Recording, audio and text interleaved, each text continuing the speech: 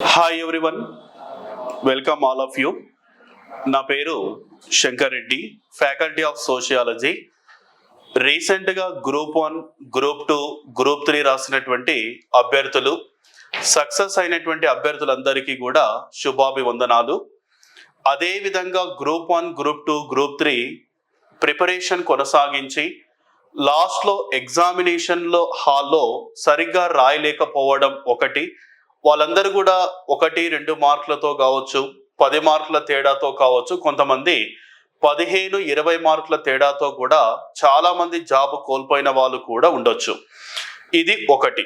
Next ఇంకొకటి, రీసెంట్గా degree అయిపోయినటువంటి స్టూడెంట్స్ కోసం, 10th క్లాసు అయిపోయిన వారి కోసం, ఇంటర్మీడియట్ అయిపోయిన వారి కోసం, అదేవిధంగా బీటెక్ కంప్లీట్ అయిన వారి కోసం, ఐటీఐ కంప్లీట్ చేసిన వారి కోసం, పాలిటెక్నిక్ అయిపోయినటువంటి వారి కోసం, అందరి కోసం తెలంగాణ, ఆంధ్రప్రదేశ్ రాష్ట్రంలో ప్రస్తుతం వస్తున్నటువంటి నోటిఫికేషన్స్ అనుకూలంగా, అదేవిధంగా సెంట్రల్ గవర్నమెంట్ నుంచి వచ్చేటటువంటి నోటిఫికేషన్స్ అన్నిటినీ మీకు ప్రతిరోజు వీడియో రూపంలో మీకు అందించే ప్రయత్నం చేస్తా. అయితే ఇప్పుడు సెంట్రల్ గవర్నమెంట్ ఏదైనా నోటిఫికేషన్ రిలీజ్ అయితే ఆ నోటిఫికేషన్, దానికి సంబంధించిన విద్యా అర్హతలు ఏంటివి, అప్లికేషన్ డేట్ ఎప్పటి నుంచి స్టార్ట్ అవుతుంది, ఎండింగ్ డేట్ ఎప్పుడు ఉంటుంది, దానికి సంబంధించినటువంటి సిలబస్ ఎలా ఉంటుంది, ఏ బుక్స్ ప్రిపరేషన్ కొనసాగించాలి, ఇలా అన్ని రకాల అంశాల గురించి మీకు క్లియర్గా వీడియో రూపంలో అందించే ప్రయత్నం చేస్తాం. అదేవిధంగా ఆంధ్రప్రదేశ్, తెలంగాణతో పాటు భారతదేశంలో ఉండేటటువంటి ఇంకా కొన్ని రాష్ట్రాలలో ఎలాంటి నోటిఫికేషన్స్ వస్తున్నాయి సార్, అక్కడ ఆ నోటిఫికేషన్స్ కు నాన్ లోకల్ కేటగిరీ పర్పస్ లో మనకు ఏమైనా అవకాశం ఉంటుందా, ఇలాంటి అనేక రకాల నోటిఫికేషన్స్ గురించి ఏ రోజు ఏ నోటిఫికేషన్ వచ్చింది వెంటనే మీకు వితిన్ సెకండ్ లో మీకు అందుబాటులో ఉండే విధంగా ప్రయత్నం చేయడమే నా యొక్క ధ్యేయం అన్న విషయం గమనించాలి. ఈ యొక్క నోటిఫికేషన్స్ ను మీరు ఉపయోగించుకొని మీ ఏజ్ తర్వాత ఈ నోటిఫికేషన్స్ అన్నిటిని కూడా పరిపూర్ణంగా మీరు అవగాహన చేసుకొని అప్లికేషన్స్ పెట్టుకొని ప్రతి ఒక్కరు కూడా జాబ్ తెచ్చుకోవాల్సిందిగా నేను మనస్ఫూర్తిగా కోరుతున్నా. ఓకే, మరి ఇప్పుడు రీసెంట్గా ఏప్రిల్ మాసంలో వచ్చినటువంటి కొన్ని రకాల నోటిఫికేషన్స్ గురించి ఒకసారి మనం చూద్దాం. రీసెంట్గా మనకు ఏప్రిల్ మాసంలో వచ్చినటువంటి నోటిఫికేషన్స్, వాటికి సంబంధించిన విద్యార్హతలు, పోస్టుల సంఖ్య ఎంత ఉంది, వాటికి ప్రిపరేషన్ విధానం ఏంటిది, వాటికి సంబంధించిన బుక్స్ ఏంటివి, ఇలా అన్నిటి గురించి మీకు అందించే ప్రయత్నం చేస్తా. ఓకే, నెక్స్ట్ ఇందులో ఫస్ట్ నోటిఫికేషన్ వచ్చేసి ఏంటిది అని ఒకసారి మనం చూస్తే 201 పోస్టులతో, okay, 201 post staff selection commission BSSC field assistant recruitment 2025 అన్న పాయింట్ గుర్తుపెట్టుకోవాలి. ఈ నోటిఫికేషన్ ఎప్పుడు రిలీజ్ అయింది సార్ అంటే 15th ఏప్రిల్ 2025. 15th ఏప్రిల్ 2005 అంటే నిన్ననే నోటిఫికేషన్ అనేది రిలీజ్ కావడం అన్నది జరిగింది. మరి ఈ నోటిఫికేషన్ యొక్క అర్హతలు ఏంటివి, ఈ నోటిఫికేషన్ ఏ రాష్ట్రం తీసుకొచ్చింది, తెలంగాణ, ఆంధ్రప్రదేశ్లో ఉండేటటువంటి అభ్యర్థులు ఎలాంటి ఈ నోటిఫికేషన్స్కు ఎలా అప్లై చేసుకోవాలి, నాన్ లోకల్ కేటగిరీలో ఏదైనా అవకాశం ఉంటుందా, ఇలా ప్రతిదీ ఈ వీడియోలో మనం అందించే ప్రయత్నం చేద్దాం. First BSc field assistant recruitment 2025 అని చెప్పి ఇవ్వడం జరిగింది. The Bihar staff selection commission has released a notification for the recruitment of field assistants under the agriculture department of Bihar. A total of vacancies 2001 అంటే 201 పోస్టులకు నోటిఫికేషన్ రిలీజ్ చేయడం జరిగింది. ఇది ఆంధ్రప్రదేశ్, తెలంగాణలో ఉండేటటువంటి అభ్యర్థులు సైతం ఈ నోటిఫికేషన్ కు అప్లికేషన్ ఫామ్ అనేది ఫిలప్ చేసి పెట్టుకోవచ్చు. మరి ఈ నోటిఫికేషన్ ఎప్పుడు సార్, విద్యార్హతలకు సంబంధించిన దాంట్లో చూస్తే పోస్ట్ నేమ్ వచ్చేసి ఫీల్డ్ అసిస్టెంట్, నెంబర్ ఆఫ్ పోస్టులు ఎన్ని సార్ అంటే 201. శాలరీ చూసినట్లయితే చెక్ ది అఫీషియల్ నోటిఫికేషన్ లో ఆల్మోస్ట్ శాలరీ ఎంతవరకు ఇవ్వడం జరిగింది సార్ అంటే 50,000 వరకు మంత్లీ శాలరీ ఉంది. క్వాలిఫికేషన్ ఏంటిది సార్ అంటే passed the intermediate in science. Okay, intermediate in science అంటే ఇక్కడ గమనించాల్సింది ఏంటి అంటే తెలంగాణ ఆంధ్రప్రదేశ్ రాష్ట్రంలో ఇంటర్మీడియట్ లో సైన్స్ సబ్జెక్టులో పాస్ అయినటువంటి అభ్యర్థులు మాత్రమే దీనికి ఎలిజిబుల్. అంటే కంప్లీట్ గా బాటనీ, జువాలజీ, న్యాచురల్ సైన్స్ అనేది కంప్లీట్ గా ఈ 3 సబ్జెక్టులో ఇంటర్మీడియట్ పాస్ అయిన వాళ్ళకు మాత్రమే దీనికి ఎలిజిబుల్ అన్న విషయం గమనించాలి.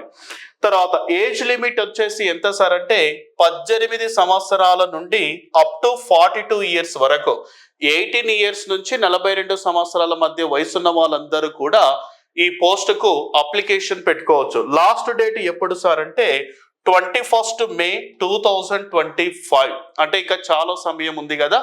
మరి ఇంటర్మీడియట్ సైన్స్ సబ్జెక్ట్ తో కూడిన వాళ్ళు ఎవరైతే పాస్ అయి ఉన్నారో ఆ అప్లికేషన్ తీసుకొని అప్లికేషన్ మీరు సెట్ చేసుకోవాల్సిందిగా కోరుతున్నా. ఓకే, మరి దీనికి సంబంధించినటువంటి జనరల్ మామూలుగా దీనికి సంబంధించి సెలెక్షన్ ప్రాసెస్ ఎట్లా ఉంటుంది, మరి ఎగ్జామ్ ఉంటుందా, డైరెక్ట్ ఇంటర్వ్యూ ఉంటుందా, తర్వాత లేకపోతే డైరెక్ట్ రిక్రూట్మెంట్ కూడా కొన్ని చోట్ల ఉంటుంది. మరి ఇందులో సెలెక్షన్ ప్రాసెస్ ఏంటి అంటే ఎగ్జామ్ ప్యాటర్న్ వచ్చేసి ఏంటిది అంటే ప్రిలిమినరీ టెస్ట్ ఉంటుంది. టైప్ ఆఫ్ ఎగ్జామ్ వచ్చేసి ఆబ్జెక్టివ్ మల్టిపుల్ చాయిస్ ఉంటాయి. నెంబర్ ఆఫ్ క్వశ్చన్స్ 150 ఉంటాయి. డ్యూరేషన్ వచ్చేసి 2.5 గంటలు ఉంటుంది. మార్కింగ్ వచ్చేసి +4 for correct answer, -1 for wrong answer అంటే నెగిటివ్ మార్క్స్ ఉందన్న విషయం గమనించాలి. ఓకేనా, నెగిటివ్ మార్క్స్ తోన ఎగ్జామ్ ఉంటుంది. 2.5 గంటలు, 200 మొత్తం కూడా 2.5 గంటలతో ఎగ్జామ్ ఉంటుంది. తర్వాత వచ్చేసి 150 మార్క్స్ ఉంటుంది. సార్ దీనికి సిలబస్ ఏముంటుంది, మరి సిలబస్ ఏముంటుంది అని ఒకసారి మనం చూసినట్లయితే సిలబస్ ఫస్ట్ సబ్జెక్ట్స్ లేదా సిలబస్ గురించి చూద్దాం. General studies, India and Bihar current affairs, history, తర్వాత వచ్చేసి జాగ్రఫీ, తర్వాత జనరల్ సైన్స్ అండ్ మ్యాథమెటిక్స్ అని ఉంది. ఈ మ్యాథమెటిక్స్ అన్నది చాలా మంది చూసినట్లయితే రీజనింగ్, ఆర్థమెటిక్, ప్యూర్ మ్యాథ్స్ ఇవన్నీ కూడా చదువుతుంటారు. అంతగా అవసరం లేదు. డీకోడింగ్ కూడా చదువుతుంటారు. అది అవసరం లేదండి. ఇక్కడ just mathematics basic level 10th class below, 10th class below ఎవరైతే పర్ఫెక్ట్ గా, మన 10th క్లాస్ బిలో అంటే almost 8th, 9th, 10th perfect గా మ్యాథమెటిక్స్ బుక్స్ పర్ఫెక్ట్ గా చదివితే సరిపోతుంది. సార్ ఇక్కడ జనరల్ స్టడీస్ అంటే ఏమేమి ఉంటాయి సార్ అంటే ఇక్కడ జనరల్ స్టడీస్ లో ఓవరాల్ గా చూస్తే బయాలజీ కానీ, ఫిజిక్స్ కానీ, కెమిస్ట్రీ కానీ వీటిని కూడా మనము కంపల్సరీగా ఎక్కువగా చదవాల్సి వస్తుంది. ఈ బయాలజీ అభ్యర్థులకు సంబంధించిన నోటిఫికేషన్స్ కాబట్టి బయాలజీ మీద ఎన్ని రకాల క్వశ్చన్స్ వచ్చినా సరే ఆల్మోస్ట్ చేయగలిగేటటువంటి స్టామినా ఉంటది. కాబట్టి బయాలజీ చాలా తక్కువ సమయం వాటికి కేటాయించి ఫిజిక్స్, కెమిస్ట్రీ మీద కూడా కొంచెం అవగాహన పెంచుకొని రీసెంట్ గా తెలంగాణ, ఆంధ్రప్రదేశ్ లో జరుగుతున్నటువంటి జిఎస్ లో వీటి మీద క్వశ్చన్స్ ఎట్లా వచ్చినాయి అంటే మెయిన్ గా ప్రధానమైనటువంటి అంశాలను బేస్ చేసుకొని చదవండి. తర్వాత బీహార్ కు సంబంధించినటువంటి కరెంట్ అఫైర్స్ అంటే బీహార్ రాష్ట్రంలో జరుగుతున్నటువంటి సామాజిక, ఆర్థిక, విద్యా, ఉద్యోగ రంగాలలో, రాజకీయ రంగాలలో వచ్చినటువంటి కొన్ని రకాల మార్పులు, ఆ రాష్ట్రంలో జరుగుతున్నటువంటి సంక్షేమ పథకాలు, ఆ రాష్ట్రానికి సంబంధించినటువంటి గవర్నర్, ఆ రాష్ట్రానికి సంబంధించినటువంటి సీఎం, అక్కడ ఎస్టాబ్లిష్మెంట్ చేసినటువంటి కొత్త పథకాలు ఏమిటి, తర్వాత నూతన యంత్రాంగం ఏంటిది, ఎంపీలు, తర్వాత మంత్రివర్గ విస్తరణ ఇట్లా ఉంటాయి కదా. తర్వాత సెంట్రల్ గవర్నమెంట్ బీహార్ రాష్ట్రాన్ని బేస్ చేసుకొని ఏవైనా స్కీమ్స్ ప్రొవైడ్ చేసిందా, అలాంటి స్కీమ్స్ మీద కూడా కొంచెం అవగాహన పెంచుకొని చదువుకుంటే సరిపోతుంది. తర్వాత history, geography, general science and mathematics ఇది కొంచెము 10th క్లాస్ బిలో చూసుకుంటే సరిపోతుంది బాగా. ఈ జనరల్ సైన్స్ లో ఎక్కువగా మనము వేటి గురించి చదవాలి సార్ అంటే ఒకటి మొత్తం కూడా వ్యాధుల గురించి బాగా చదవాలి. డిసీజెస్, బ్యాక్టీరియా వల్ల కలిగే వ్యాధులు, వైరస్ల వల్ల కలిగే వ్యాధులు, ప్రోటోజోవా, తర్వాత శిలీంధ్రాలు, హెల్మెంతిస్ జీవుల వల్ల కలిగే వ్యాధుల మీద బాగా అవగాహన కలిగి ఉండాలి అభ్యర్థులు.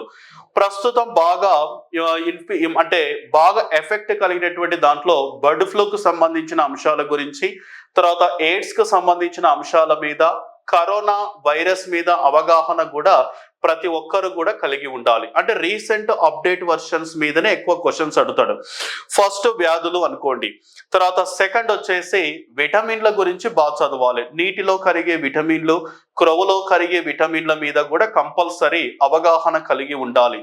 తర్వాత మొక్కలకు సంబంధించినటువంటి ఇన్ఫర్మేషన్, తర్వాత animal classification, Chordata, non Chordata, వీటి మీద కూడా కంపల్సరీ ఏదో ఒక బిట్ అనేది అడుగుతూ ఉన్నాడు. కాబట్టి వాటి మీద కొంచెము అవగాహన పెంచుకుంటే సరిపోతుంది.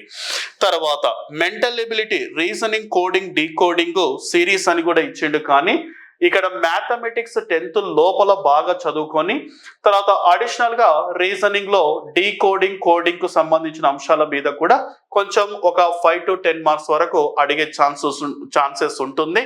ఇవి సింపుల్ గానే క్వశ్చన్స్ ఉంటవి. లెటర్ రైటింగ్ బాగా చూసుకోవాలి.